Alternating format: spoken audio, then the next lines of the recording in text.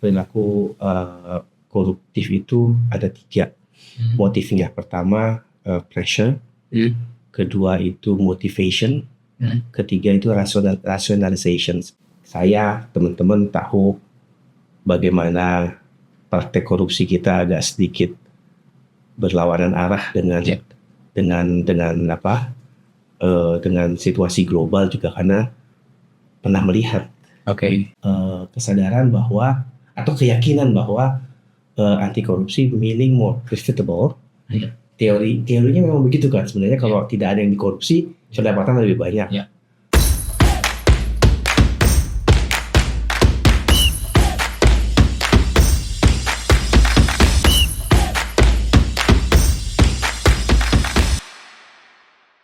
Oke, Pak.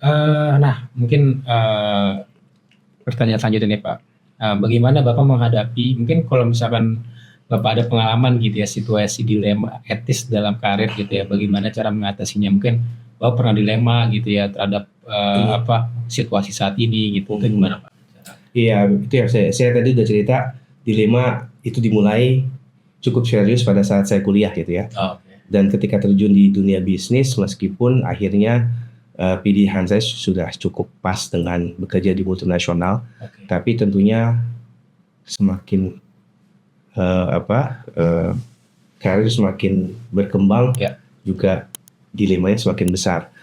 Saya selalu akhirnya berpikir baik lagi ke soal nasihat dari orang tua gitu ya, rezeki yang halal. Saya menginterpretasikannya dengan cara, orang tua itu mau kasih tahu bahwa yang paling penting dalam hidup itu sendiri bukan soal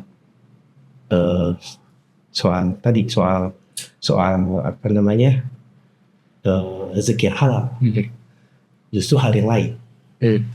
Kenapa saya diminta untuk mencari rezeki yang halal? Karena ketika rezeki tidak halal, ada kompleksitasnya. Dari reputasi, nama baik keluarga. Jadi akhirnya I start from the end. Kalau saya tidak ada lagi di dunia ini, apa yang akan orang kenal dari saya? Saya mencoba untuk melihat ini, riset yang cukup lucu sih ya sebenarnya, karena saya mencoba melihat orang-orang yang sudah meninggal ya. Orang yang sudah meninggalkan dunia ini, apa yang dikenal oleh masyarakat terkait dengan orang tersebut. Ternyata sedikit sekali yang mengingat soal kekayaannya. Yang diingat adalah reputasinya selama ini gitu ya. Jadi kalau saya coba untuk start from the end, saya cuma merasa saya ingin diingat pada saat saya nanti meninggalkan dunia ini, orang mengingat saya dengan reputasi yang baik gitu ya. Karena ternyata kekayaan, kekuasaan itu cuma sekedar jadi predikat saja, bahkan bukan subjek ya. Abi seorang menteri gitu ya, tapi yang akan dikenal selama jadi menteri, reputasinya gimana gitu ya. Dan itu yang memperkuat bahwa menjaga integritas itu maraton, dan kadang-kala kita harus bersabar. Kenapa kita harus bersabar? Karena ketika nanti kita sudah tidak ada lagi, kita ingin diingat sebagai orang yang menjaga integritas itu, karena hal-hal yang lain itu sebenarnya tidak terlalu banyak dikenang gitu, bahkan kalau bisa dilupakan. Kenapa sekarang orang masih membicarakan soal almarhum Mari Muhammad? Karena saya kebetulan lulusan Fakultas Ekonomi ya, yang selalu saya kenang sebagai seorang tokoh itu adalah Mari Muhammad atau Faisal Basri misalnya gitu ya. Jadi itu yang membuat akhirnya segala macam dilema itu saya selesaikan dengan mengingat kembali soal refleksi sebelumnya dan apa yang saya jalani. Kalau misalnya ada tawaran untuk menerima kickback gitu ya, atau ada gift,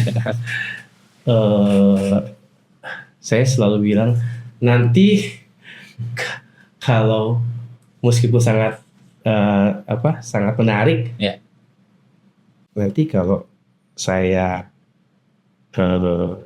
kedapatan oleh publik menerima ini, bagaimana keluarga saya dan apakah saya masih diingat sebagai orang yang menerima gift ini ketika saya meninggal nanti. Jadi Bapak selalu refleksi diri. Iya, dan ya sampai saat ini untungnya lebih banyak hal yang positif ketimbang yang keuntungan daripada kerugian. Oke. Nah, mungkin Pak nih ya, tadi kan Bapak bilang mungkin di sebelum konvensional kan peran parenting itu cukup penting ya Pak ya. Cari rezeki yang halal, makan dari makanan yang halal. Mungkin parenting saat ini tuh udah seperti itu Pak, gitu ya. Atau mungkin ada yang belum juga. Cuman kalau misalkan di posisi Bapak gitu, Bapak kan menganggapnya itu sebuah prinsip yang melekat di diri Bapak sampai saat ini. Nah, mungkin sebagian orang itu mungkin tidak itu menjadi prinsip atau itu mereka lupa dengan kata-kata dari orang tua itu. Nah, gimana Pak tanggapan Bapak untuk supaya melekat dari saran atau dari nasihat orang tua tuh menjadi prinsip kita gitu. Gimana Pak? Ini saya nggak tahu cara menjawabnya ya, karena belum tentu yang saya alami itu dialami oleh orang lain ya. Belum tentu orang lain itu akan coba bersikukuh bahwa ini adalah sebuah perjalanan maraton ya. Karena banyak teman-teman juga menyerah di tengah. Bahwa kalau ada teori lagi tuh triangle of fraud ya. Bahwa perilaku koruptif itu ada 3 motifnya. Pertama pressure, kedua itu motivation, ketiga itu rationalization. Banyak yang akhirnya menyerah karena merasionalisasi. Kita nggak bisa loh berbisnis tanpa harus tanpa korupsi. Ini adalah peluas dalam ekonomi gitu ya. Sayangnya banyak yang percaya bahwa ini rationalization. Kita hidup di Indonesia, padahal kalau kita sabar, mungkin suatu saat kita dikenal sebagai pengusaha yang sukses dan tidak permisif soal ini gitu ya. Karena nanti ada suatu saat di mana partner bisnis akan memberikan investasinya karena track record, bukan hal-hal yang lain. Karena kalau sekarang kita belajar ESG misalnya ya, investor itu akan appreciate mereka yang punya rekam jejak yang baik dari sisi tata kelola dan memberikan disinsentif buat mereka yang pernah punya kasus korupsi ya. Mungkin Indonesia akan bisa sampai pada titik itu, walaupun saya nggak tahu kapan. Jadi sabar dan stick pada prinsip yang kita punyai, walaupun ekosistemnya masih belum mendukung. Tidak banyak yang sabar itu. Berarti mindset tuh penting banget ya Pak. Oh, kalau misalkan kalian sabar, kalian akan dapat banyak positifnya. Betul. At least. Kalian akan dikenal. Nah, mungkin gini Pak. Mungkin banyak generasi muda ini fokus pada hasil. Nah, tapi mengabaikan proses yang benar. Jadi mungkin kayak tadi mengacu juga tuh ke korupsi dan lain-lain gitu. Bagaimana Bapak menanggapi fenomena ini Pak? Betul. Yang itu hanya hasil, tapi prosesnya itu tidak benar gitu. Apakah benar seperti itu? Eh, Karena saya punya data yang lain yang bilang bahwa di satu sisi Ya. mungkin Gen Z itu lebih percaya, lebih ingin sesuatu yang instan gitu ya. Ya. Tapi interaksi saya dengan mahasiswa saya misalnya ya, lagi. mereka punya apresiasi cukup besar yang terkait dengan bukan soal cepat atau tidaknya proses atau output ya, tapi mereka lebih cukup apresiasi ke impact, sesuatu yang punya impact kan. Impact itu kan macam-macam. Kontribusi kita untuk lingkungan misalnya, atau kontribusi kita untuk tata kelola gitu ya. Jadi itu saya mau tanyakan itu. Saya mau pertanyakan data itu karena kalau saya tanyakan saya sampaikan ke mahasiswa saya, mereka protes juga gitu ya. Mereka sebenarnya nggak juga, Pak. Kami bukannya generasi instan, tapi mungkin peran sosial media, mungkin cara kita mendapatkan informasi sekarang sangat cepat. Jadi decisionnya juga cepat. Tapi keputusan mereka itu banyak juga ditentukan oleh mengapa. Pertanyaan mengapa gitu loh. Saya mau investasi, apakah investasi ini disalurkan untuk sesuatu yang impactful atau enggak gitu ya. Jadi saya sendiri sebenarnya nggak terlalu underestimate Gen Z sebenarnya, tapi mereka cukup critical. Waktu kita ada di kelas business ethics itu, saya selalu bilang kan, menurut kalian Gen Z itu unethical nggak? Jadi Bapak nanya ke Gen Z? Nanya, dan itu topik esai yang saya kasih ke mereka sebagai prasyarat kelulusan. Dan dari apa yang mereka sampaikan, ada reason untuk itu. Tapi sejatinya mereka cukup kritikal soal korupsi. Oke, berarti Bapak mungkin menanggapi Gen Z adalah gen yang kritis gitu ya. Cukup terhadap sesuatu yang terjadi saat ini gitu. Oke Pak. Nah gini Pak, tadi ngomongin budaya Pak. Gimana cara kita membangun budaya kerja yang etis dalam sebuah organisasi? Budaya kerja yang etis ya. Kalau disiplinnya kan seperti ini. Selalu ada istilah tone from the top. Tone from the top itu artinya contoh dari atas.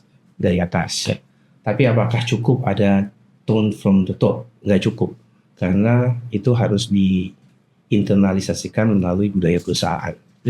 Jadi selalu yang saya lihat di banyak company, termasuk yang sempat saya bekerja di company tersebut, dari atas sudah ada komitmen. Kemudian komitmen itu disosialisasikan oleh human resource misalnya, untuk jadi sebuah budaya perusahaan. Metodenya bisa macam-macam. Program, gathering, cerdas cermat anti korupsi, atau kompetisi antar divisi gitu ya. Jadi cara untuk menerapkan prinsip bisnis beretika itu selalu biasanya muncul dari awal dulu, dari atas dulu sampai ke bawah, dan gimana caranya itu sampai ke bawah dengan sosialisasi budaya perusahaan yang non-stop ya, berkelanjutan. Kalau misalkan di atas yang sudah berkomitmen deliver sama human resource-nya, tapi kalaupun tidak ada kegiatan apa-apa itu juga sama aja. Ada gap selalu kan, selalu biasanya case-nya adalah ketika misalnya sosialisasi ketika misalnya prinsip anti korupsi, prinsip ada istilahnya whistleblow gitu ya, anti fraud itu disampaikan oleh puncak pimpinan yang ada di daerah itu nggak tahu gitu ya. Jadi kalau tidak diintegrasikan dengan budaya perusahaan juga nggak efektif juga gitu. Berarti sepenting itu ya Pak, budaya kerja yang etis terhadap perusahaan untuk supaya lebih berkembang itu sepenting. Iya. Dalam 2 tahun terakhir kan saya mengajar sustainability ya. Di situ pasti namanya juga sustainability. Kita menyampaikan case perusahaan yang memang bisa sustainable. Over 100 years gitu ya. Dan building blocks-nya selalu mirip. Bahwa kalau misalnya sustainability orang simplifikasi dengan ESG misalnya, itu yang selalu jadi building block paling bawah itu adalah governance. Di situ ada tata kelola, corruption, anti corruptions. Itu yang selalu kita temukan di perusahaan yang sustainable. Di perusahaan, kalau ada istilah saya lupa ya, perusahaan-perusahaan yang paling sustainable dalam waktu cukup panjang. Kalau kita lihat building blocks-nya, bukan soal mereka peduli lingkungan, soal kepedulian sosial, enggak, justru tata kelolanya sudah baik apa enggak. Situ ada unsur anti corruption. Jadi dulu masih banyak yang mempertanyakan apakah governance itu adalah cost atau benefit untuk perusahaan. Sekarang mungkin saya akan lebih mudah untuk memberikan case karena kenyataannya memang mereka yang disiplin itu akan bertahan.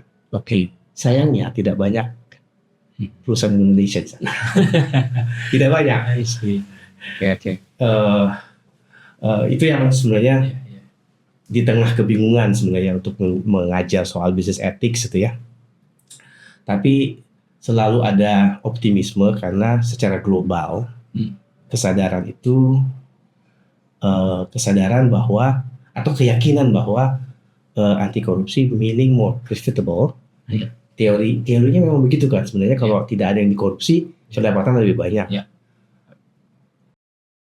Itu lebih banyak case yang bisa disampaikan. Kalau jadi fokus, saya mendeklarasikan perusahaan saya tidak mau menerima apapun, tidak mau menerima parcel atau apa dari hal-hal paling kecil. Mereka yang akan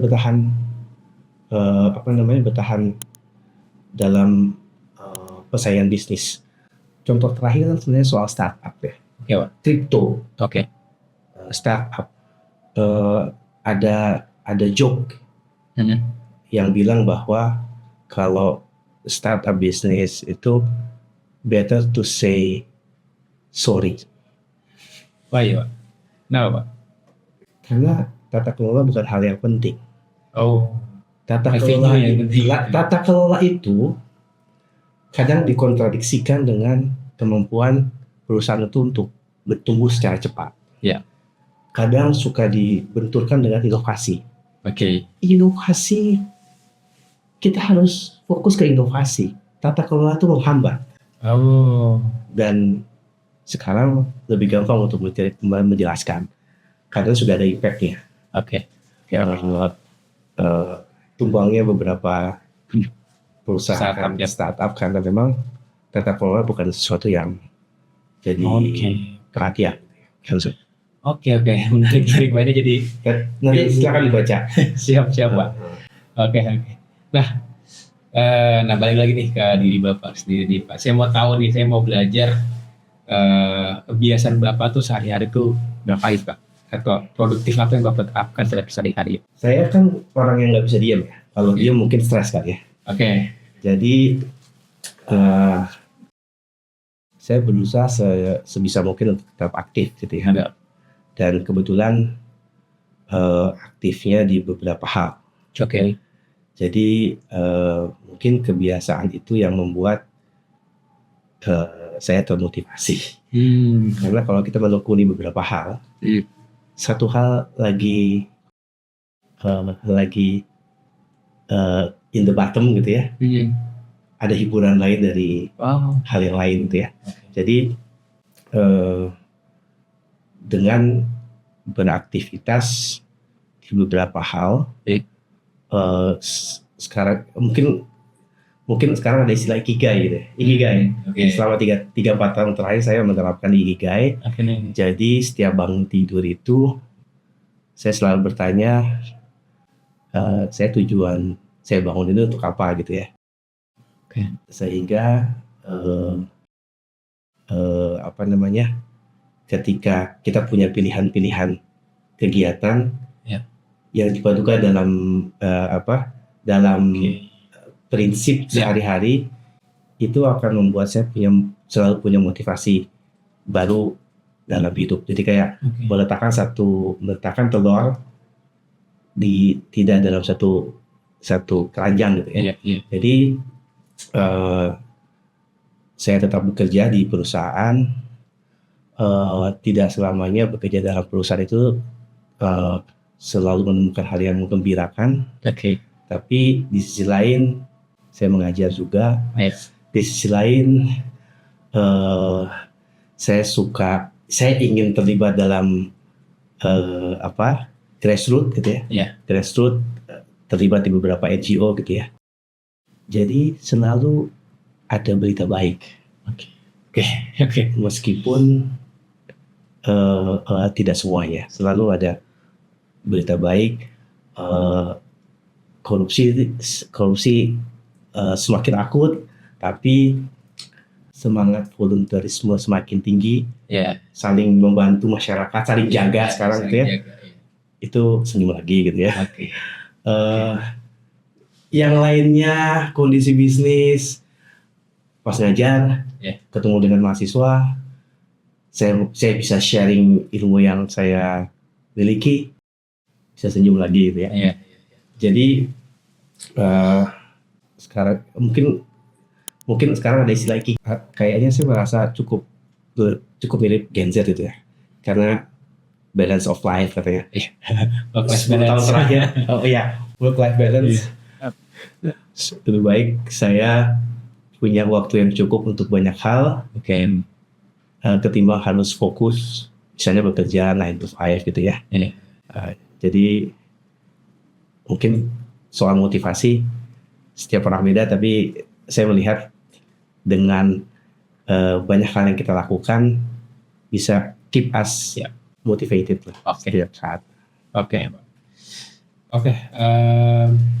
Nah, sekarang kan lagi marak banget ya Pak ya sama AI gitu ya. Nah, tanggapan Bapak nih terkait dengan teknologi saat ini, apakah membantu produktivitas Bapak dalam sehari-hari atau gimana nih Pak? Prinsip saya terkait dengan AI, embrace but not driven by AI. Embrace itu artinya ini bagian dari perkembangan zaman. Kalau mengajar teori manajemen teori, ada evolusi dari teori manajemen teori, dan kita masuk ke era teknologi gitu ya. Tapi we are not driven by, kita pilih apa yang memberikan manfaat, tapi kita nggak adopt apa yang jadi risiko baru gitu ya. Jadi kalau soal AI misalnya, di kelas itu saya membolehkan untuk menggunakan AI. Lalu ujian Pak? Iya. Kalau ujian ya?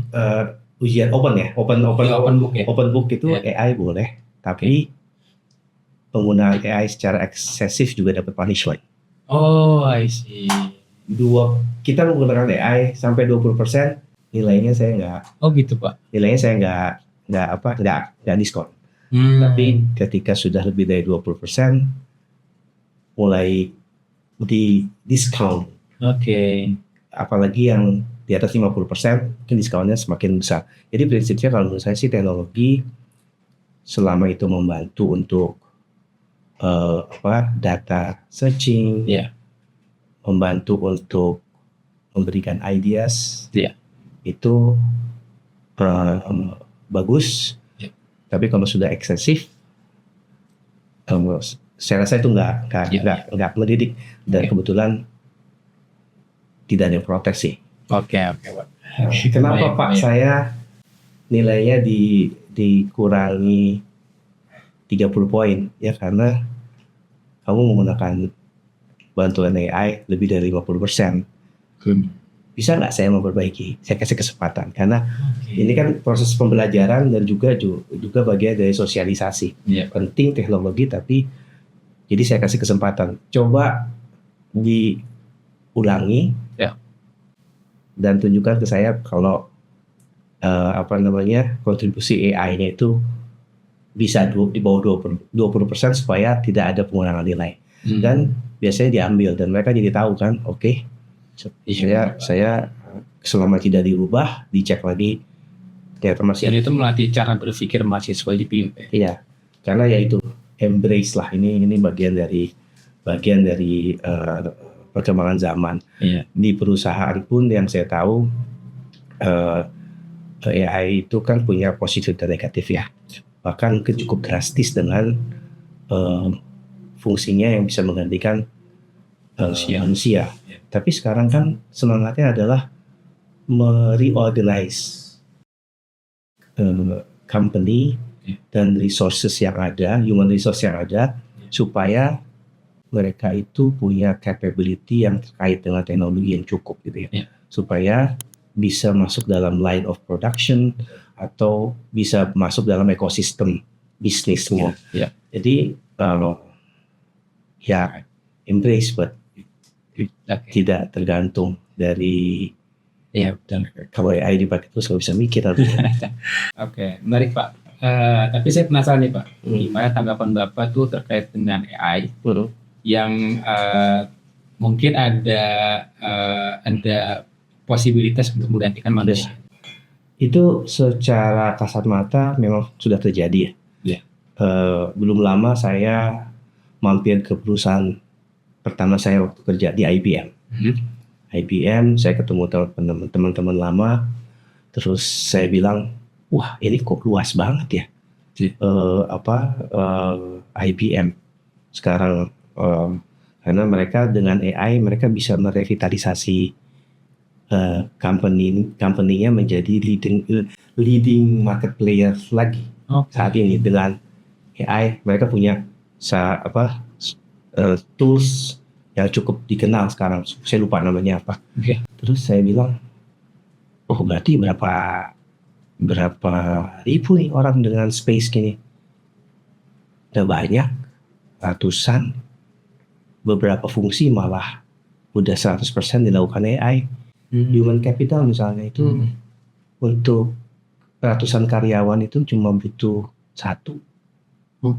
Kepala manajernya dan dibantu oleh satu lagi dan sisanya AI gitu ya. Jadi memang peran AI menggantikan manusia itu banyak terjadi di perusahaan, tidak di seluruh fungsi. Balik ke IBM tadi, salesnya itu meningkat. Orang yang jualan itu ya meningkat karena produknya juga kebetulan diterima oleh pasar. Tapi fungsi-fungsi pendukung hilang. Human capital tadi waktu saya kerja di IBM aja dulu mungkin puluhan kali ya human capital. Sekarang untuk jumlah pegawai yang lebih mungkin 2 kali 3 kali saya zaman dulu itu human capital cuma 1 atau 2. Jadi memang untuk beberapa fungsi peran AI sudah tapi apakah secara keseluruhan manusia atau human capital di IBM itu berkurang? Enggak juga kan. Jadi kalau menurut saya memang sudah terjadi, tapi ada kesempatan untuk mentransform organisasi untuk lebih Produktif gitu. ramah dengan perubahan yang ada gitu. Mungkin yang di human capital jadi sales, saya nggak tahu.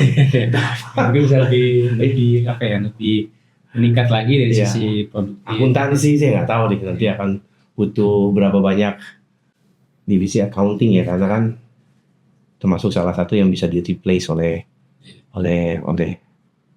teknologi. Oke Pak, siap. Ini mungkin masuk ke pertanyaan terakhir ya Pak ya. Jika Bapak bisa memberikan 3 tips utama nih Pak untuk generasi muda supaya lebih produktif, etis dan bebas korupsi, apa aja Pak? 3 tips Pak. Boleh lebih nggak? Boleh silakan.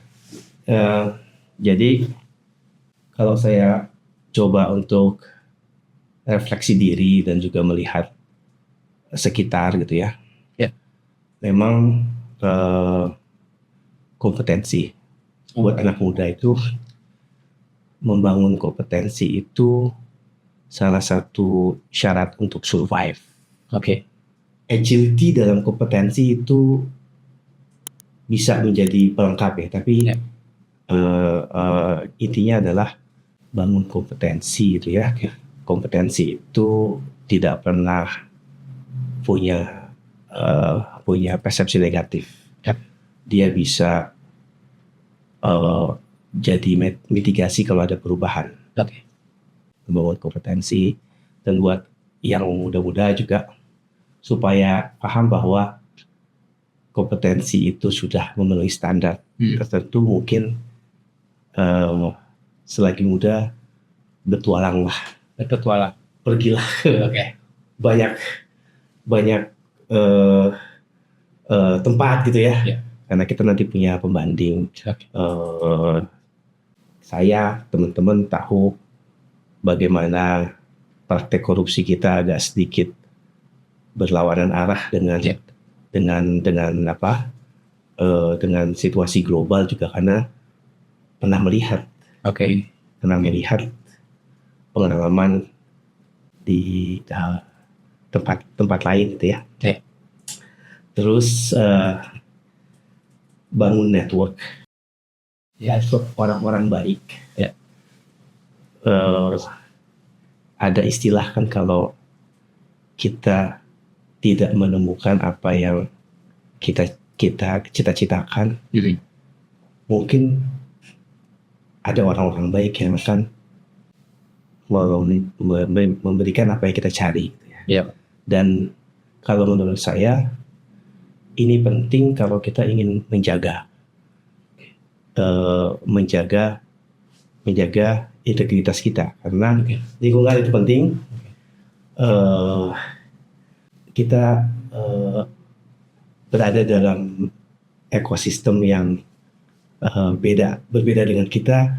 Lama-lama mungkin kita akan menyerah gitu ya. Jadi selalu bangun network. Dengan itu ketiga itu Pak. Terus yang keempat, ini 2 tambahan. Boleh.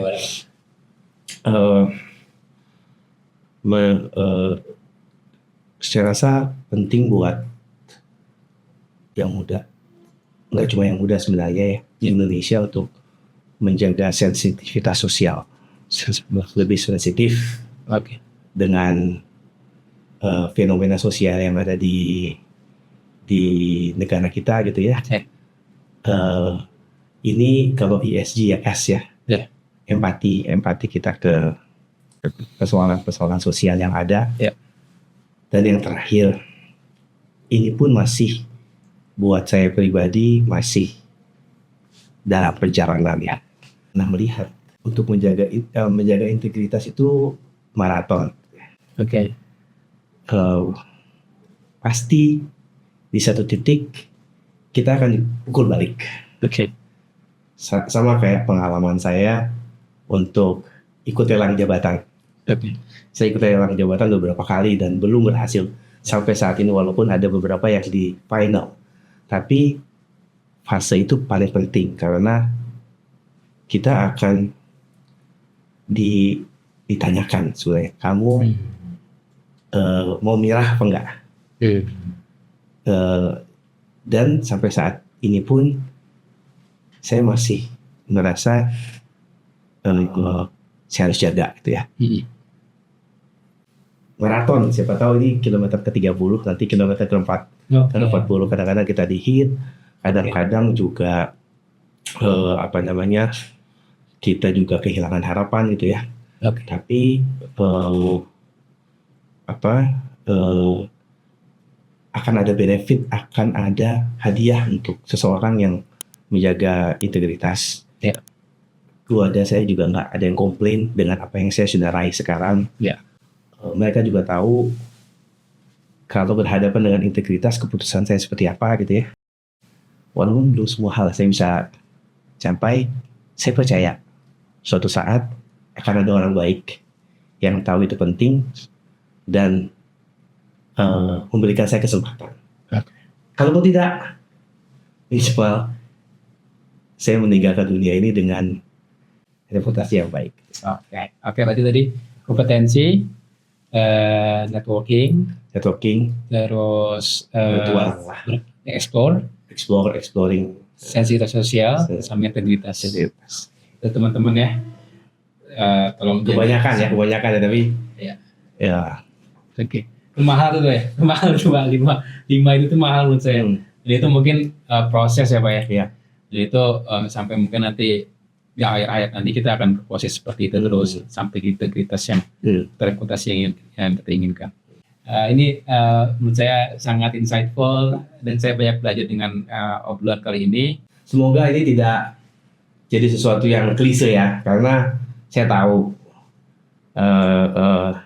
untuk banyak orang apa yang saya sampaikan itu, meskipun saya ceritakan wholeheartedly, pasti dianggap sesuatu yang klise, tapi saya bisa memastikan ini semua lahir dari sebuah pergulatan hidup untuk menjaga sesuatu, ya. Dan I feel fulfilled. Oke, sip. Oke, jangan lupa teman-teman untuk subscribe Work Life Payung dan like segala macam video yang ada di kita, dan sampai ketemu di episode selanjutnya. Terima kasih semuanya. Oke teman-teman, jangan lupa untuk download aplikasi Payung Pribadi di Google Play dan App Store. Kalian bisa explore produk-produk menarik dari e-voucher ataupun dari produk fisik. Dan bagi kalian juga yang sedang mencari pekerjaan, baik itu full time, freelance ataupun intern ataupun magang, kalian bisa langsung register di bisadaya.com. Oke, terima kasih teman-teman semua. Sampai jumpa kembali.